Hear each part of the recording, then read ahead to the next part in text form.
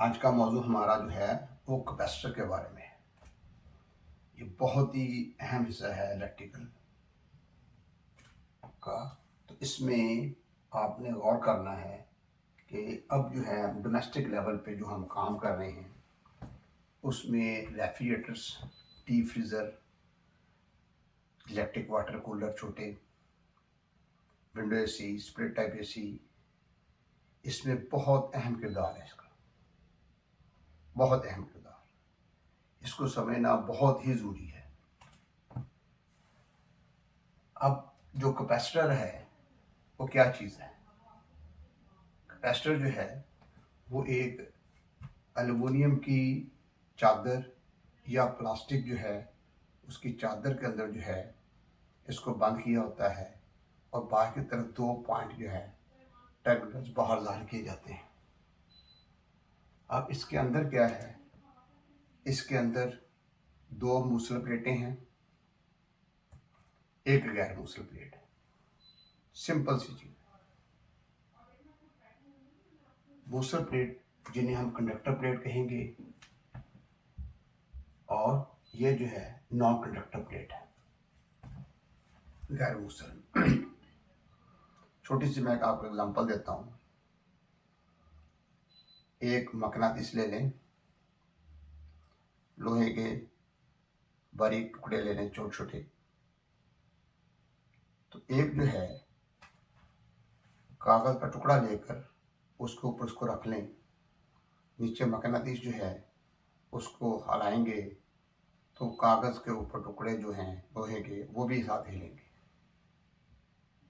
अगर हम कागज़ के दो टुकड़े का दो ले लेते हैं पेपर एक ही जगह, तो फिर आप हिलाएंगे फिर भी हिलेंगे, लेकिन वो पहले जैसे स्ट्रॉन्ग तरीके से नहीं हिलेंगे, मजबूत तरीके से नहीं हिलेंगे।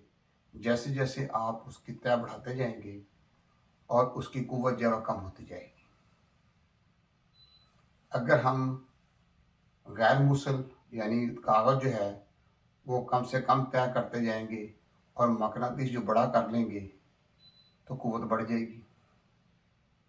इस एग्जांपल को मद्देनज़र रखते हुए आप इनको समझें कि ये जो मूसल प्लेट है, जिस मूसल चीज़ वो है या कंडक्टर वो है जिसमें से करंट आसानी से गुजर जाती है, और गैर मूसल जो है या नॉन कंडक्टर जो है ऐसी चीज़ है जिसमें से करंट नहीं गुजरती। अब कोई भी कैपेसिटर जो वर्कशॉप के अंदर बेकार पड़ा हुआ है उसको काटें, खोल लें, तो आपको वहाँ पर दो मूसल प्लेटें नज़र आएंगी, एक गैर मूसल प्लेट होगी और अमली तौर पर चार प्लेटें होंगी। चौथी प्लेट जो है वो कवर करने के लिए है, उसकी इसकी कैपेसिटी के साथ कोई तल्लुक नहीं है। बेसिकली तीन ही बनती हैं, चौथी सिर्फ इसलिए है कि कैपेसिटर शॉर्ट ना हो जाए कि एक प्लेट है मूसल, फिर गैर मूसल है, फिर मूसल है। वो मूसल प्लेट जो है बाहर जो उसका बैरूनी हिस्सा है वो तो एल्युमिनियम का है, उसके साथ टच होकर शॉर्ट हो जाएगा। इसलिए एक और प्लेट जो है लगा देते हैं गैर मूसल, वो सिर्फ कैपेसिटर शॉर्ट ना हो जाए इसलिए लगाई जाती है। लेकिन बेसिकली जो है ये तीन प्लेट्स पर डिपेंड करता है। दो कंडक्टर प्लेटें हैं और एक नॉन कंडक्टर है। अब जो कंडक्टर प्लेटें हैं उनमें से दो पॉइंट बाहर निकाल लेते हैं इस तरीके से, जहाँ पर हमने बाहर कनेक्शन देने हैं, इलेक्ट्रिक के साथ मोटर के साथ तल्लक करना है। अब जैसे पेपर होता है, प्लेटें ऐसी नहीं है कि खाने पीने वाली प्लेटें उसमें डाली हुई हैं, उसमें जैसे पेपर होता है, बारीक पेपर है, इसी तरीके से पेपर की तरह वो होंगी। जो मूसल प्लेटें हैं वो जैसे आप देख लें कि चांदी के वर्क होते हैं, इस तरीके से बनाए होते हैं। तो वो एल्युमिनियम की प्लेटें होती हैं, और दरमियान में जो गैर मुसल प्लेट है वो बटर पेपर है, वो दरमियान में रखा जाता है। बटर पेपर जो है, जो गैर मुसल है, उसकी चौड़ाई थोड़ी सी ज़्यादा रखी जाती है ताकि मुसल प्लेटें आपस में न जुड़ जाएं। अगर मुसल प्लेटें आपस में जुड़ती हैं तो कैपेसिटर तो बेकार हो जाता है। तो इस तरीके से उनको ऐसे लपेट लेते हैं। अगर हम खोलेंगे तो काफ़ी लंबी तय बनी मिल जाएंगी आपको, काफ़ी लंबी तय हैं। उनको रोल करके उसके अंदर डाल दिया जाता है, और दो मुसल प्लेटों के साथ जो है पतली के दो टुकड़े लगा अंदर की तरफ से बाहर मजबूत टर्मिनल्स लगाए जाते हैं जिनके साथ कनेक्शन करना होता है। अब जो है इसकी कैपेसिटी जो है वो किस चीज़ पर डिपेंड करती है? इसकी कैपेसिटी इस चीज़ पर डिपेंड करती है, अगर मुसल प्लेटें जो हैं उनका एरिया, उनका रकबा बढ़ा देंगे तो कैपेसिटी बढ़ जाती है। अगर मुसल प्लेटों का रकबा कम कर देंगे तो कैपेसिटी कम हो जाएगी। मुसल प्लेटें यानी कंडक्टर प्लेटें, अगर कंडक्टर प्लेट्स या मुसल प्लेट का रकबा डबल कर देंगे, दुगना कर देंगे, तो कैपेसिटी भी दोगुना हो जाएगी। अगर मुसल प्लेटों का रकबा जो है वो निसफ कर देंगे, हाफ कर देंगे, तो कैपेसिटी भी हाफ हो जाएगी यानी आधी हो जाएगी।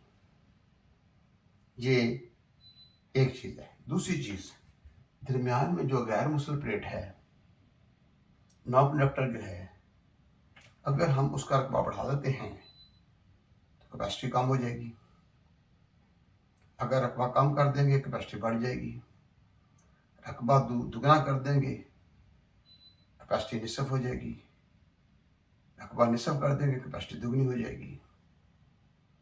तो पहला जो है, मुसल प्लेटों के रकबे के बढ़ने से कैपेसिटी बढ़ जाएगी, तो ये बराह रास्त मुतनासिब है, डायरेक्टली प्रोपोर्शनल है, यानी एक चीज़ के बढ़ने से दूसरी चीज़ भी बढ़ जाती है। जबकि दरमियान में जो प्लेट है जिससे हम गैर मुसल प्लेट कहते हैं, उसका रकबा बढ़ने से कैपेसिटी कम होगी, रकबा कम होने से कैपेसिटी बढ़ेगी। तो ये जो है उलट हो जाएगा, बेअक्स मुतनासिब है, इनवर्सली प्रोपोर्शनल है। तो इस तरीके से यानी ये सिलसिला अंदर होगा, यानी जो मैन्युफैक्चर हैं वो इस बात को मद्देनज़र रखने के बाद जो है इसको बनाते हैं। उन्हें पता है कि कंडक्टर प्लेट्स का एरिया अगर इंक्रीज़ करेंगे तो कैपेसिटी विल इंक्रीज़, अगर कंडक्टर प्लेट्स का एरिया डिक्रीज़ करेंगे तो कैपेसिटी डिक्रीज़ हो जाएगी। नॉन कंडक्टर प्लेट जो है उसका एरिया इंक्रीज़ करेंगे तो कैपेसिटी डिक्रीज़ होगी, और अगर उसका एरिया जो है डिक्रीज़ करेंगे तो कैपेसिटी इंक्रीज़ हो जाएगी, उलट होगा साथ। तो इसलिए इसकी बुनियाद है कैपेसिटर की। तो कैपेसिटर जो है इसकी जो इकाई है, इकाई जो है वो फैराड कहलाती है।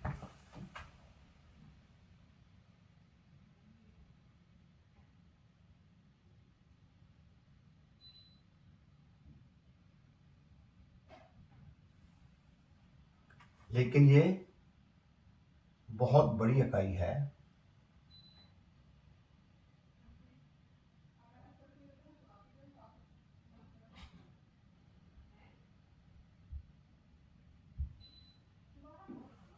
तो ये अमली तौर पर इस्तेमाल नहीं होती, पूरी दुनिया में ये अमली तौर पर इस्तेमाल नहीं होती।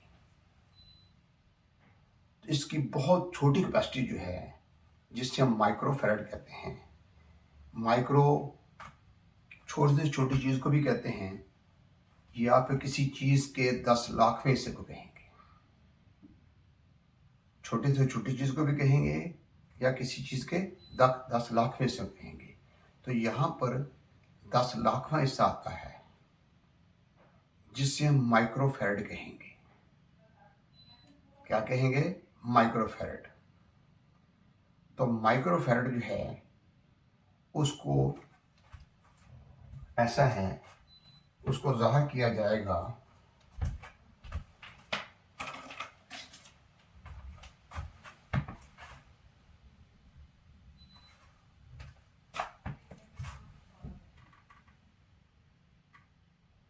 MF, microfarad. माइक्रोफैरड या फिर उस पर लिखा होगा MFD।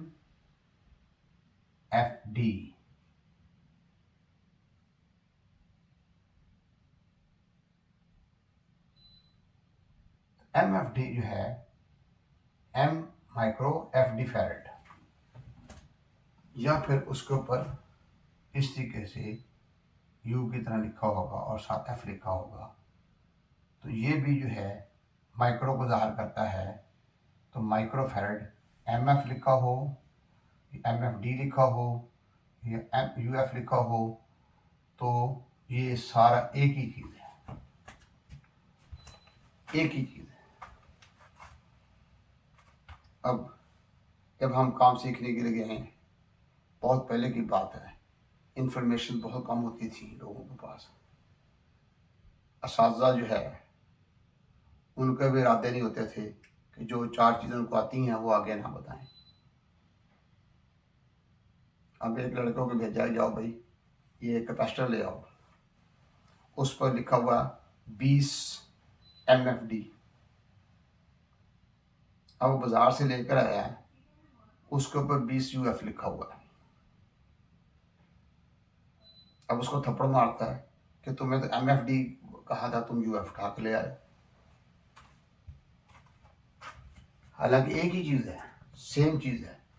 या तो उस्ताद को पता नहीं है, तो या फिर वो जानबूझकर उसको जलील कर रहा है, उसको बताना नहीं चाहता।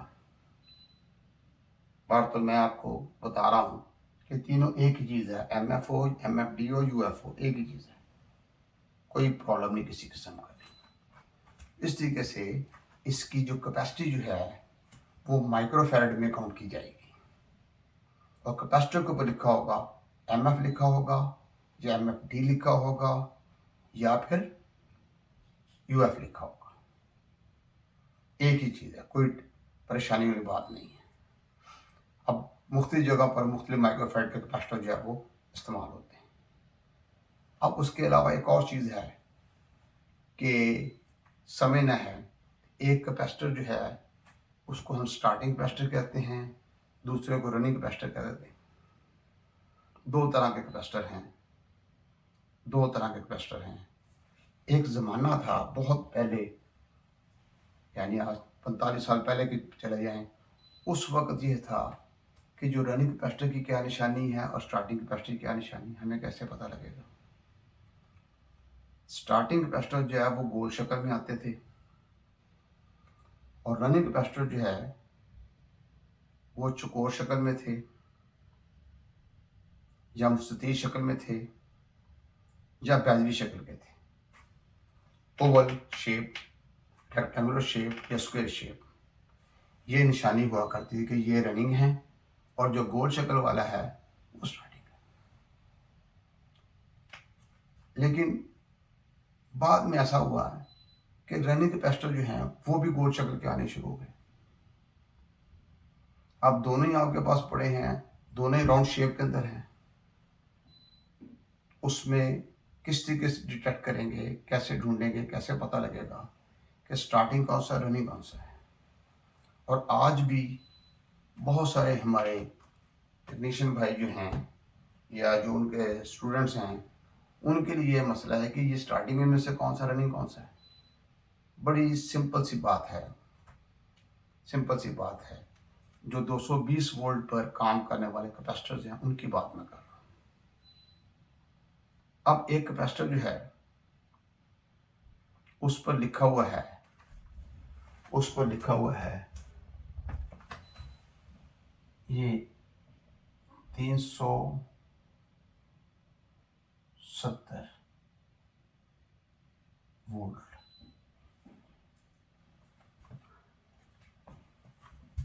400 वोल्ट, 450 वोल्ट या 500 वोल्ट। ये जो ग्रुप है कैपेसिटर्स का, जिनकी कैपेसिटी 300 माइक्रोफैराड से ज़्यादा है,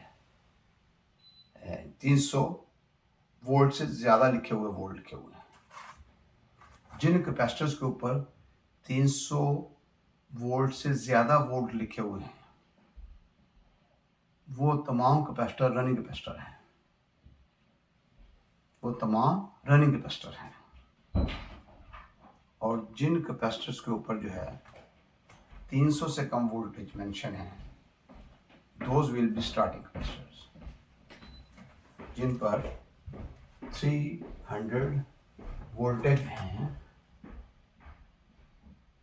उनसे कम 275 वोल्ट लिखे हुए हैं, 250 वोल्ट लिखे हुए हैं, ठीक है ना। तो ये जो हैं, जो कम यानी माइक्रो वोल्ट लिखे हुए हैं जिनके ऊपर, तो वो स्टार्टिंग कैपेसिटर हैं। जिन पे ज़्यादा वोल्टेज लिखे हुए हैं वो रनिंग कैपेसिटर हैं। यानी 300 से कम वोल्ट पूरी दुनिया में जहाँ पे भी कैपेसिटर देखेंगे, जो जो चीज़ 220 पे ऑपरेट हो रही है, उसके साथ जो कैपेसिटर इस्तेमाल किए जा रहे हैं, उनको पक्का कर लें। उनको ये 100% बात जो है वो ऐसे ही है कि 300 वोल्ट से कम कैपेसिटी जिन पर लिखी हुई है, those will be starting capacitor. और जिन पर 370 या उससे ज़्यादा वोल्टेज लिखे हुए हैं, वो रनिंग कैपेसिटर है। अब इन का इस्तेमाल जो है जिन मोटरों के साथ किया जाता है, उनमें ऐसा होगा कि जो रनिंग कैपेसिटर है वो लगातार मोटर के साथ लगा रहता है। वो दो काम करता है कि स्टार्टिंग का वक्त जो है, अब जो मोटरें होती हैं, मोटरें जो हैं जिनके साथ कैपेसिटर इस्तेमाल करते हैं, पहली बात यह है कि वो सिंगल फेस मोटर होगी, 3 फेस नहीं होंगी। 3 फेस मोटर के साथ ना रनिंग कैपेसिटर इस्तेमाल होता है, ना स्टार्टिंग कैपेसिटर इस्तेमाल होता है। 3 फेस मोटर जो हैं उनमें स्टार कनेक्शन होता है और डेल्टा कनेक्शन है। कुछ मोटर स्टार पे चलती हैं, कुछ मोटर डेल्टा पे चलती हैं। ज़्यादा मोटर जो हैं वो स्टार पे चलाने के बाद फिर डेल्टा पे ले आते हैं।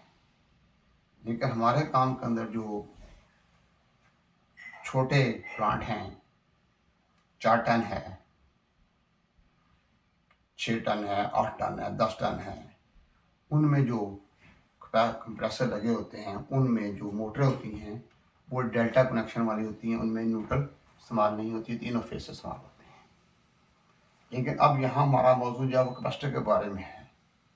तो ये कैपेसिटर जो है, इनका तलब सिंगल फेस मोटरों के साथ होगा, और ऐसी मोटर के साथ होगा जिसमें 2 वाइंडिंगें होती हैं, एक स्टार्टिंग वाइंडिंग और रनिंग वाइंडिंग।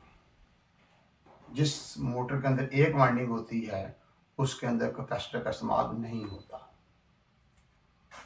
हर वो मोटर जिसमें 2 वाइंडिंगें होंगी, एक स्टार्टिंग वाइंडिंग और एक रनिंग वाइंडिंग। स्टार्टिंग वाइंडिंग बारीक तार की होती है अमूमन, और रनिंग वाइंडिंग जो है वो मोटे तार की होती है। तो कैपेसिटर जो है वो रनिंग कैपेसिटर हो या स्टार्टिंग कैपेसिटर हो, हर कैपेसिटर सिर्फ स्टार्टिंग वाइंडिंग की ही मदद करता है, रनिंग वाइंडिंग की कोई कैपेसिटर मदद नहीं करता। फर्क ये है कि जो रनिंग कैपेसिटर है वो स्टार्टिंग के वक्त भी मदद करता है और रनिंग के वक्त भी मदद करता है। जब मोटर स्टार्ट ले लेती है, स्टार्टिंग वक्त क्या होता है कि वो उसकी स्टार्टिंग वाइंडिंग की मदद करता है। स्टार्टिंग वाइंडिंग रनिंग वाइंडिंग से मिलकर जो है मोटर को आसानी से स्टार्ट दे देती है, और जिस वक्त मोटर चल पड़ती है तो चलने के बाद भी वो कैपेसिटर जो है वो स्टार्टिंग वाइंडिंग की थोड़ी थोड़ी मदद करता रहता है, जिससे करंट कंट्रोल रहती है। लेकिन रनिंग वाइंडिंग मुकम्मल करंट देती है। अब इसका कैसे पता लगेगा? अगर हम रनिंग कैपेसिटर की एक तार जो है, जो स्टार्टिंग वाली होती है, उसको उखाड़ देते हैं, करंट बढ़ जाती है। ये बहुत कम बात जो है सामने आती है, बुक्स में नहीं लिखा हुआ, किताबों में लिखा हुआ नज़र नहीं आएगा आपको। तो हमने प्रैक्टिकल हम उसको उठा के देखते हैं तो अम्पेयर बढ़ जाते हैं। जब दोबारा लगाते हैं अम्पेयर पूरे हो जाते हैं। फ़र्ज़ करें एक एसी ने अम्पेयर लेने हैं, उसके कंप्रेसर ने 10 अम्पेयर लेने हैं। जैसे वो तार उखाड़ते हैं वो 12:30-13 पे चले जाता है, फिर लगाते हैं, फिर अम्पेयर पूरे हो जाते हैं। इस तरीके से जो है रनिंग कैपेसिटर जो है वो 2 काम करता है, स्टार्टिंग के वक्त भी काम देता है, रनिंग के वक्त काम देता है और लगातार साथ लगा रहता है, उसको कुछ नहीं होता। क्यों कुछ नहीं होता? उसके यहाँ वोल्ट ज़्यादा हैं। वो वोल्ट तो 370 और मोर देन 370 है। अब ऑपरेट हम किस पे कर रहे हैं? 220 पे ऑपरेट कर रहे हैं। जब 220 वोल्ट पे ऑपरेट कर रहे हैं उसकी वो ज़्यादा वोल्ट बर्दाश्त करने वाला है, इसलिए वो ख़राब नहीं होता। और विंडो एसी के अंदर जो है कई कई साल तक कैपेसिटर देखे हैं, 15-15, 20-20, 25-25 साल तक भी ऐसा होता है कि वही कैपेसिटर काम कर रहा होता है, साथ लगा हुआ लगातार। नंबर 2, जो स्टार्टिंग कैपेसिटर है, स्टार्टिंग कैपेसिटर जो है उसका काम यह है कि हम at the time of starting वक्त उसने सर्किट में आना है और जिसमें मोटर स्टार्ट ले लेगी तो स्टार्टिंग कैपेसिटर को अपार्ट कर दिया जाता है, अलग कर देंगे। अगर स्टार्टिंग कैपेसिटर को अलग नहीं करेंगे तो स्टार्टिंग कैपेसिटर फट जाएगा। अगर आप 100 स्टार्टिंग कैपेसिटर लगा कर तजुर्बा करके देखेंगे, 100 के 100 कैपेसिटर फट जाएंगे, खराब हो जाएंगे। क्यों? वो उन वोल्टेज के करीब करीब हैं, उन पर 270 वोल्ट लिखे हुए हैं, 220 वोल्ट लिखे हुए हैं, 230 वोल्ट लिखे हुए हैं, 250 वोल्ट लिखे हुए हैं। तो लगातार रहने से वो चार्ज हो जाएगा और वो फट जाएगा। अब अमली तौर पर स्टार्टिंग कैपेसिटर जो है वो रनिंग कैपेसिटर के पर ज़्यादा माइक्रोफैराड का होता है, काम कर जब कर लेते हैं उससे। अब उस कैपेसिटर को हम स्टार्टिंग वक्त इस्तेमाल करने के बाद अलग कर लेते हैं।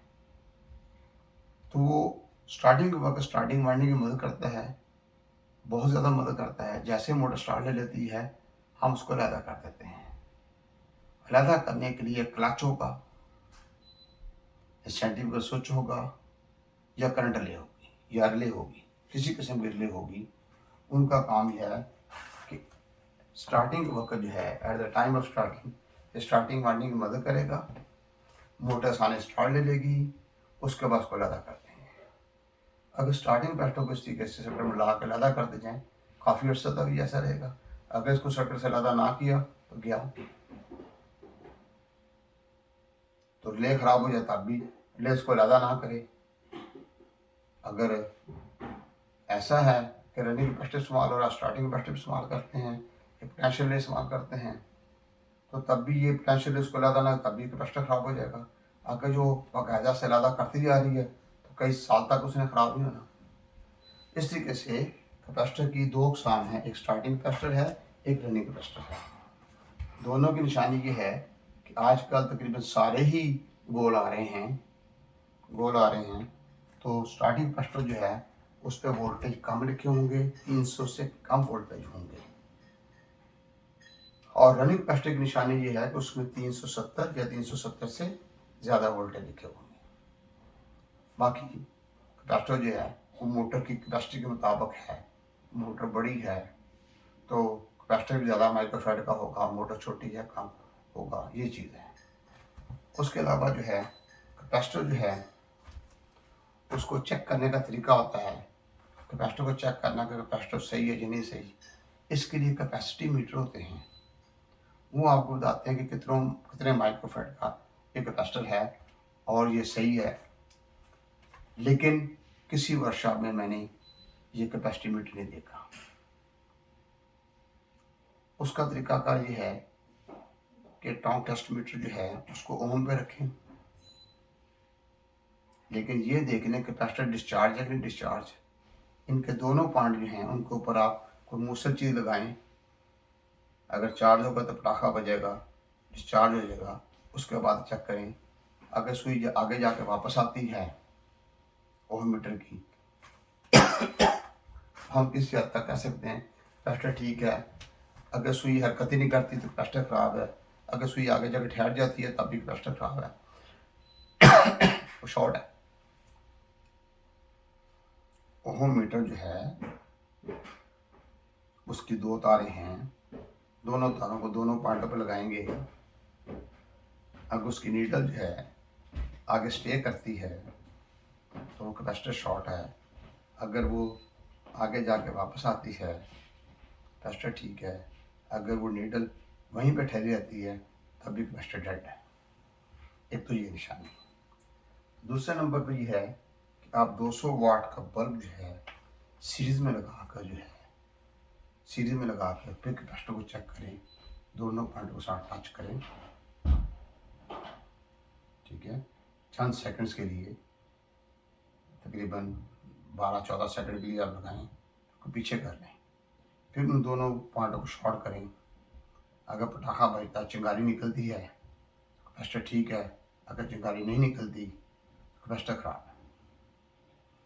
अब यहाँ पे भी ये होता है कि बाज़ कैपेसिटर वीक हो जाते हैं, इतनी अच्छी पटाखा नहीं बजता, इतनी ज़्यादा चिंगारी नहीं निकलती, वो कैपेसिटर भी तकरीबन काम नहीं करते। तो ये हमारा काम करते वक्त पता लग जाता है कि यार ये कैपेसिटर जो है ना, ये तो पटाखा अच्छा खासा बजा है तो ये तो ठीक होगा, ख़राबी की और होगी। तो ये चेक करने का ये भी तरीका है।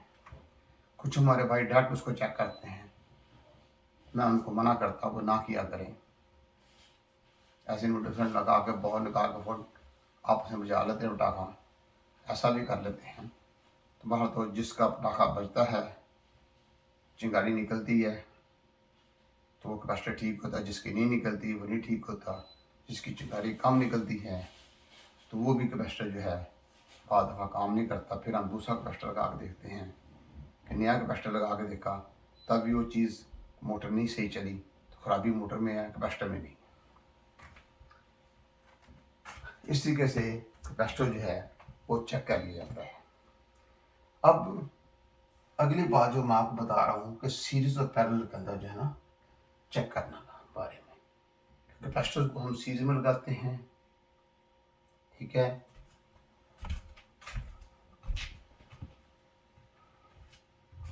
सीरीज में लगाते हैं या पैरेलल में लगाते हैं तो क्या सूरत हाल पैदा होगी।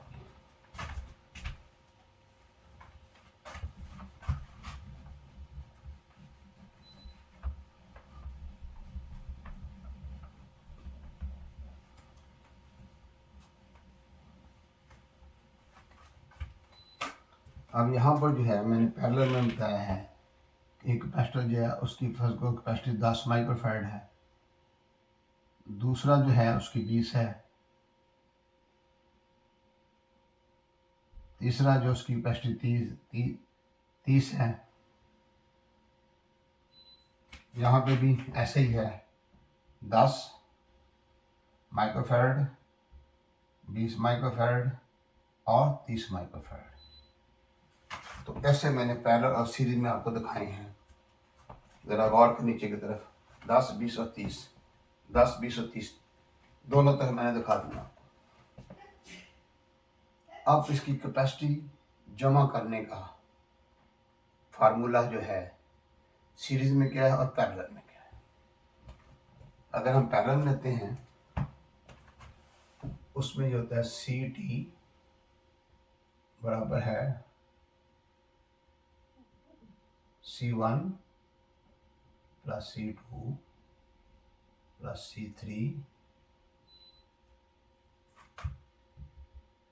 So on. अब ऐसे जो है बिल्कुल आम जैसे जमा कर लेते हैं, आप उसमें किसी चीज़ को इसी तरीके से जमा कर लेना है। तो CT का मतलब है capacity total, capacity total. C1 जो है 10 है, C2 20 है, C3 30 है, तो तो ये 60 माइक्रोफैरड जो है ये जवाब आ गया। इस तरीके से किसी जगह पर हमें 60 माइक्रोफैरड जो है वो लगाना है, तो हम 60 माइक्रोफैरड का अकेला कैपेसिटर भी लगा सकते हैं, या तीनों कैपेसिटरों के सिरों को आपस में जोड़ लेना है, तो कैपेसिटी कितनी हो जाएगी, 60 ही हो जाएगी। इस तरीके से भी, यानी अगर हम ऐसी जगह बैठे हैं जो सिटी से बहुत दूर है, वहाँ पर हमारे पास नहीं है, हमने 60 माइक्रोफैरड कैपेसिटर लगाना है, हमारे पास 30 माइक्रोफैरड के 2 कैपेसिटर दोनों इकट्ठा करके लगा सकते हैं। खर्चा ज़्यादा हो जाएगा, लेकिन ये है कि मौके पर जो है ना आप देख लें कि कैसे करना है। इस तरीके से जो है ये कैपेसिटर जो है वो जमा करने का सिलसिला हो गया। अब सीरीज में है, उसमें 1/CT बराबर 1/C1 plus 1/C2 plus 1/C3 so on. अब हम क्या करेंगे कि इस तरीके से 1/CT बराबर है 1/10 प्लस 1/20 प्लस 1/30। अब हम इसका क्या करेंगे, इसका एलसीएम निकालेंगे।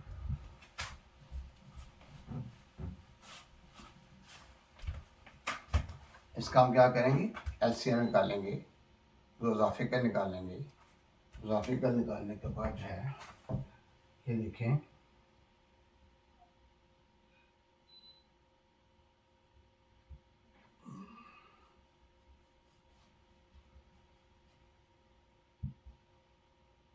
CT is equal to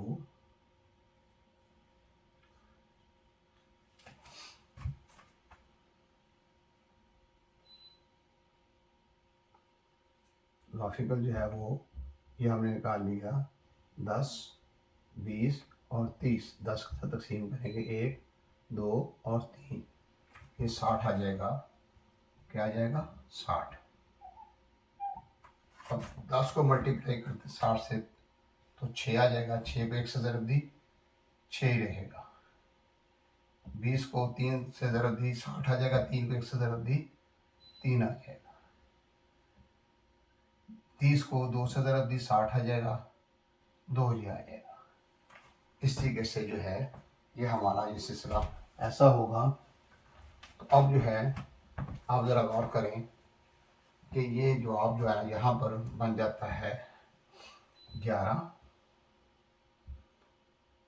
9, 11/60। 1/CT बराबर है 11/60। अब इसमें असूल क्या है इक्वेशन का, कि बाएं तरफ से रकम दाएं तरफ जाए या दाएं से बाएं आए, जमा नफ़ी हो जाएगी, नफ़ी जमा हो जाएगी, ज़रब तकसीम हो जाएगी, तकसीम ज़रब हो जाएगी।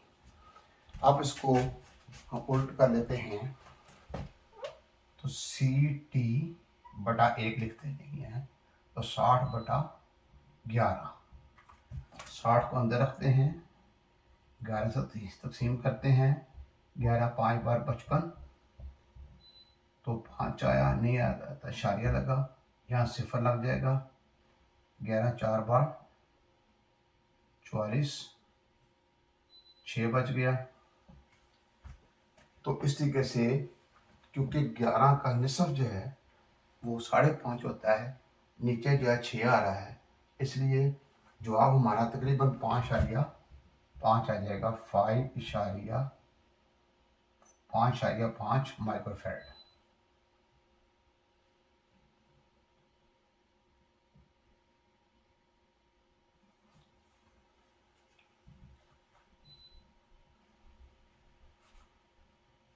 अब सीरीज में अगर हम 3 कैपेसिटर लगा लेते हैं तो हमारा जवाब जो है वो 5.5 माइक्रोफैरड आ रहा है। एक कैपेसिटर हम 10 माइक्रोफैरड का ले रहे हैं, एक 20 माइक्रोफैरड का ले रहे हैं और 30 माइक्रोफैरड का ले रहे हैं। तीनों कैपेसिटर जो है उनको सीरीज में जमा करते हैं तो कैपेसिटी बजाय बढ़ने के कम हो जाती है, वो 5.5 आ जाती है। यानी सबसे छोटा कैपेसिटर जो है वो 10 माइक्रोफेड का, उससे भी कम कैपेसिटी आ जाएगी। इसलिए सीरीज में लगाना जो है वो हमारे काम के अंदर किसी लिहाज से अक्लमंदी नहीं है। फर्ज करें एक कैपेसिटर जो है, ये वाला जो है 30 वाला जो है, 30 वाला जो है वो आ रहा हमारा 400 का, ये आ रहा हमारा 150 का, ये हमारा ये आ रहा यानी 200 का लगा लें, ये 150 का लगा लें, तो 400 200 750 बन गया। अब 750 रुपये के 3 कैपेसिटर हैं। ये जो कैपेसिटर ये तो 100 रुपये का है। इस तरीके से हम ये गलती नहीं करते, अपने पल्ले से पैसे नहीं डालना, ठीक है ना। तो सीरीज के अंदर हम नहीं लगाते। अलबत्ता जो इलेक्ट्रॉनिक्स का काम करते हैं उनके कैपेसिटर सस्ते होते हैं, कोई 3 रुपये का, 4 रुपये का, 5 रुपये का, 8 रुपये का, 10 रुपये का, 12 रुपये का, छोटे कैपेसिटर जो होते हैं वो अगर आप सीरीज में लगा लें तो उनको ख़ास नुकसान नहीं होता, ठीक है। तो वो बजाय ये है कि वो जाएं फिर लेकर आए उनको कैपेसिटर, बोलो अगर उनको पता है कि सीरीज में लगाने में ये सूरत हाल होगी कि 2 कैपेसिटर लगाते हैं, जो छोटा कैपेसिटर है उससे भी कम कैपेसिटी आनी है, ठीक है ना। कुल एक से निकाल के देख लें कि वहाँ इतने माइक्रोफेड कैपेसिटी की ज़रूरत है, वहाँ लगा लें। हम नहीं लगाते, हमारे हमारे काम में बारे में नहीं है। इसलिए सीरीज में कैपेसिटी कम हो जाएगी, पैरेलल में कैपेसिटी जमा हो जाएगी। एक जगह हमें 50 माइक्रोफेड कैपेसिटी चाहिए, हमारे पास 40 का 10 का दोनों को जमा कर लगा लें। रशिया ने एसी भेजे थे विंडो टाइप, उनके पास पता नहीं कैपेसिटर एक्स्ट्रा थे या एक्स्ट्रा बन गए हैं। उन्होंने 4 कैपेसिटर लगाए एक जगह, चारों कैपेसिटर जो हैं इकट्ठे किए हुए हैं पैरेलल में। 40 माइक्रोफेड कैपेसिटी चाहिए थी, 10-10 माइक्रोफेड के 4 कैपेसिटर लगा लिए। बाहर तो ये लगे लगाए आए हैं, वो उन्होंने लगा के भेज दिए। ये उनकी क्या प्रॉब्लम है मुझे नहीं पता, हालांकि 40 का अकेला भी लगाया जा सकता है। तो ये चीज़ है। इसलिए बाहर तो आपको समझ आ गई कि पैरेलल में लगाने से और सीरीज में लगाने में क्या फ़र्क है। तो जब भी हम लगाएंगे, अगर बहाल मजबूरी को नहीं, वो पहले तो बात यही है कि अगर 60 माइक्रोफेड का कैपेसिटर चाहिए तो 60 का ला के लगा दें, 50 का चाहिए 50 का लगा दें, 30 का चाहिए 30 का लगा दें। और अगर मजबूरी है तो तब हम 2 कैपेसिटर को आपस में पैरेलल में लगा कर चला लेते हैं। कुलिया आपके सामने है, सवाल मैंने आपके सामने निकाल दी है। तो ये याद रख लें कि ये सीरीज का कुलिया है नीचे वाला, और ये पैरेलल का है।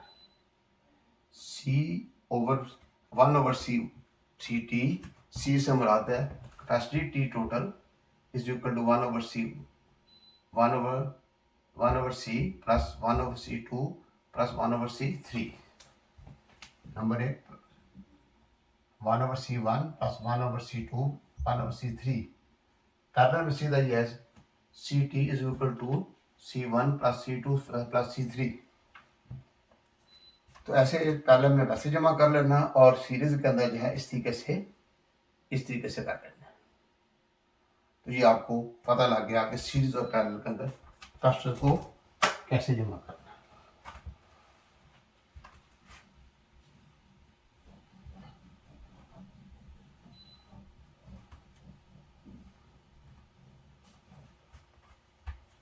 और पहले भी एक दफ़ा मैं बता चुका हूँ कि काम सीखना है तो काम में पूरी दिलचस्पी लेनी है। अगर एक कैपेसिटर ख़राब पड़ा हुआ है, स्टार्टिंग है, रनिंग है, तो सादे मोहतरम से पूछें कि ये चीज़ बेकार है, आप खोलें, उसको खोल के देखें बुक्स क्या कह रही हैं, अंदरूनी तौर पर क्या है। तो जो मैंने आपको ये बताया है ना कि चौथी प्लेट जो है ऐसे लिपेटी हुई है, तो चौथी प्लेट जो लगाई हुई है वो उसके बुनियादी असूल के साथ तल्लक नहीं है, वो इसलिए कि वो शॉर्ट ना हो जाए, इसे लगाई हुई है। और अगर वो उसकी बॉडी प्लास्टिक की है तो वो लगाने की ज़रूरत ही नहीं है। जबकि हमारे काम के अंदर जो है जितने भी कैपेसिटर इस्तेमाल हो रहे हैं तकरीबन तमाम की जो जिस्म है वो अल्युमिनियम का है। इसलिए चौथी प्लेट जो है वो इसलिए लगा दी गई है ताकि शॉर्ट ना हो जाए। स्टार्टिंग कैपेसिटर कई आ रहे हैं जिनकी बॉडी जो है वो एल्युमिनियम की भी है और प्लास्टिक की भी है। जिसमें प्लास्टिक की है तो चौथी प्लेट लगाने की जरूरत ही नहीं है।